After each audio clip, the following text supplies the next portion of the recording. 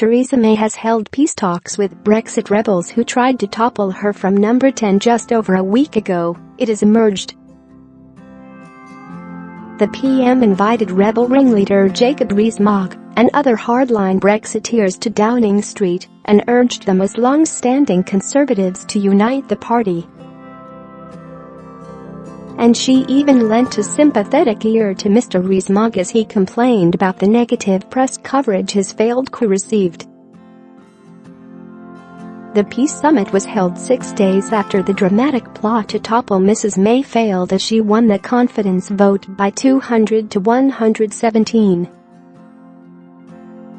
The bid to oust her dealt a major blow to her authority, and she had to promise she would quit before the 2022 general election as she tried to win the support of her MPs. Yes, Mrs. May held out the olive branch to 10 of her most fierce critics in the Conservative Party at the meeting at NO10 just 6 days after the confidence vote. One of those at the meeting told The Times, "She appealed to us as long-standing Conservatives to come together and find a way through." Share this article. Share the source said Mr. Rees-Mogg said it was nice of Mrs. May to invite him so soon after the failed coup and told her even the policeman on the door looked surprised.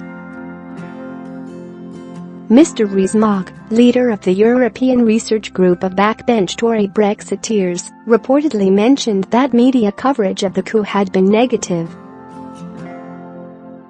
But a sympathetic PM joked that, though his coverage had been bad, he should imagine what it was like being her for the past 2.5 years. One of those at the meeting told the newspaper she was supremely relaxed. "We had an hour. It was an eclectic mix of people."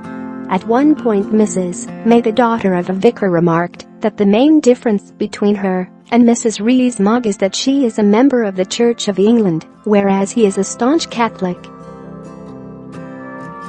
News of the peace summit has emerged after Mr. Rees-Mogg launched an astonishing U-turn, publicly pledging his loyalty to the leader that he tried to oust.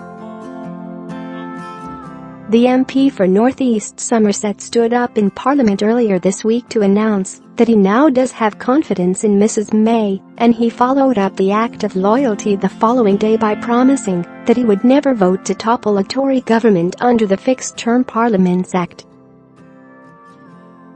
He said, "I lost the vote, and I don't believe in a loser's vote." He added, "Look, I've had my vote of no confidence in her and I lost, and I am not going to repeat the exercise."